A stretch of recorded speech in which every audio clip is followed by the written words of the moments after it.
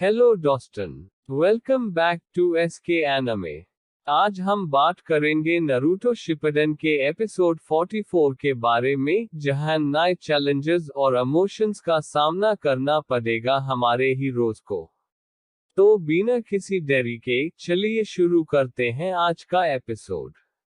तो एपिसोड की शुरुआत में हम देखते हैं वो स्वॉर्ड जाकर लग जाता है साई को। फिर ओरोचिमारू कहता है, लगता है तुम्हारे में मेनेस नाम का कोई चीज नहीं है। फिर हम देखते हैं वो तो बस एक साई का क्लोन था। फिर वो स्वॉर्ड सांप में कन्वर्ट हो जाता है और फिर वो ओरोचिमारू के पास चला जाता है। फिर ओरोचिमारू कहता है कि जब अपने सुपीरियर्स से फेस करो तो हमेशा डायरेक्टली करना। तभी हम देखते हैं साई जमीन से बाहर निकलता है। उधर ब्रिज पर यामाटो अपना जोर लगाकर नारुतो का फोटेल सप्रेस कर रहे थे, जिसके वजह से नारुतो को बहुत ज्यादा दर्द हो रहा था। फाइनली कुछ देर कोशिश करने के बाद यामाटो कामयाब हो जाते हैं और फोटेल का चक्रा कंट्रोल में आ जाता है। फिर वहां पर जो पिलर लगे थे उनको हटा देते हैं। तभी हम देखते हैं नारुतो वहां जमीन पर गिर जाता है। ये देखकर साकुरा उसके तरफ दौड़ने लगती है और चिल्लाती है, नारुतो। उधर हम देखते हैं साई जमीन से बाहर निकलता है।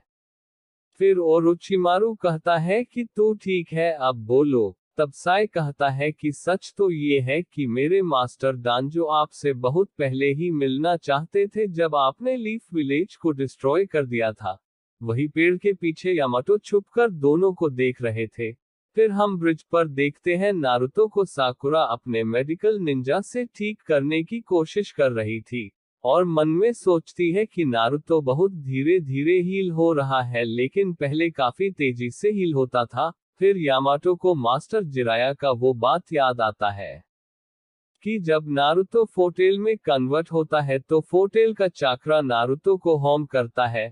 फिर प्रेजेंट में यामाटो सोचते हैं कि मुझे नहीं पता था कि फोटेल इतना ज्यादा पावरफुल होगा। तभी साकुरा पूरा जोर लगाकर नारुतो को हील कर रही थी, लेकिन तभी उसका घाव भी दर्द करने लगता है, जो फोटेल का अटैक से लगा था। लेकिन फिर भी साकुरा नारुतो को ठीक कर रही थी। फिर साकुरा कहती है कि कैप्टन यामाटो, आपने जो jutsu यूज किया अभी नारुतो के ऊपर, क्या आप मुझे वो सिखा सकते हो? फिर यामाटो कहते हैं कि ये पॉसिबल नहीं है। वो jutsu सिर्फ और सिर्फ मैं ही कर सकता हूँ, क्योंकि मेरे अंदर फर्स्ट होकागे का डीएनए है। हालांकि मैं भी एक एक्सपेरिमेंट हूँ, लेकिन फिर भी मैं ये jutsu कर सकता हूँ। जो नेकलेस नारुतो के गर्दन में है वो फर्स्ट होकागे का चक्रा क्रिस्टल है, जो सिर्फ उनके चक्रा से रिस्पॉन्ड करता है।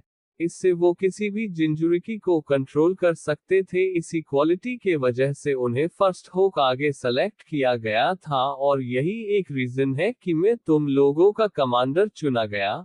फिर हम देखते हैं नारुतो बहुत जोर से सांस ले रहा था। फिर साकुरा कहती है कि हमेशा ऐसा ही होता है, मैं हमेशा कुछ नहीं कर पाती नारुतो के लिए। फिर यामाटो कहते हैं कि ऐसा नहीं है, तुम कितना ज्यादा उसका केयर करती हो वो ज्यादा इम्पोर्टेंट है, जो मैं देखकर समझ गया साकुरा। तभी हम देखते हैं नारुतो को होश आ जाता है और कहता है साकुरा। फिर वो उठ जाता है और साकुरा उसे देखकर बहुत खुश होती है। फिर नारुतो कहता है कि मुझे कुछ याद नहीं आ रहा, मुझे जहां तक याद है कि मैं ओरोचिमारू से लड़ रहा था, और मैं यहाँ कैसे पहुंच गया। फिर वो साकुरा को देखता है और पूछता है कि क्या हुआ साकुरा, तुम रो क्यों रही हो?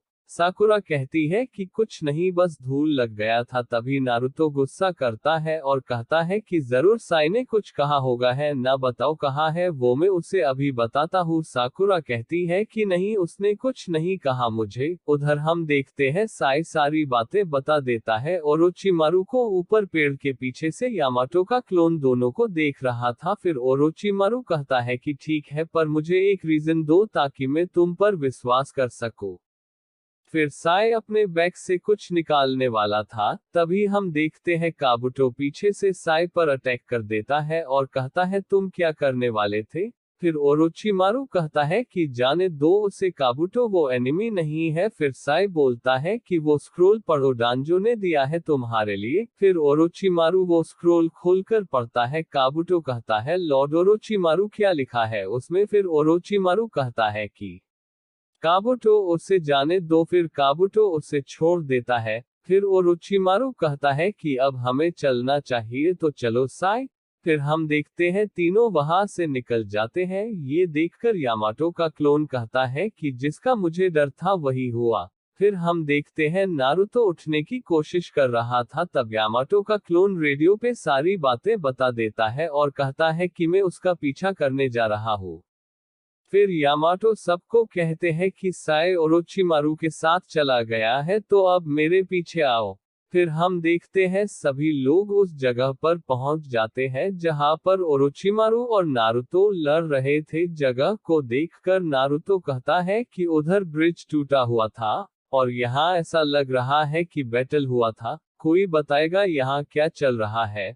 फिर यामाटो कहते हैं कि तुम्हें सच में नहीं पता यहाँ क्या हुआ था। यामाटो मन में सोचते हैं कि वही हुआ जो मास्टर जिराया ने कहा था कि नारुतो के अंदर से जैसे ही फोटेल अपीयर होता है तो उसका माइंड ओवरटेक कर लेता है। फोटेल। फिर नारुतो कहता है कि मैं इतने देर से होश में क्यों नहीं था। साकुरा बताती है कि ओरोचिमारू ने उसे मार दिया था जिससे वो बेहोश हो गया था। नारुतो कहता है क्या मजाक कर रही हो? तभी साकुरा को साई का पिक्चर बुक दिखता है और कहती है उसने ये बुक क्यों छोड़ दिया। यामाटो कहते हैं कि यहाँ पर उनका थोड़ा बहुत लड़ाई हुआ था। साकुरा कहती है कि ये सब आपको कैसे पता? यामाटो बताते हैं कि यहाँ मेरा एक क्लोन था, उसने देखा और मुझे सारी बातें रेडियो पे बताता रहा। साकुरा पूछती है कि तो फिर साई का क्या हुआ? यामाटो बताते हैं कि साई ओरोचिमारू से बात कर रहा था। फिर तीनों यहाँ से चले गए। नारुतो कहता है कि कहीं आप ये तो नहीं कह रहे कि साई ने हमें धोखा दे दिया? फिर साकुरा कहती है कि हाँ, ऐसा हो सकता है क्योंकि लेडी सुनारे ने मुझे कुछ बताया था। फिर साकुरा यामाटो से पूछती है कि क्या आपको डांजो के बारे में कुछ पता है? यामाटो कहते हैं कि हमें जानता हूँ। नारुतो कहता है कि मैंने तो कभी नहीं सुना इसके बारे में।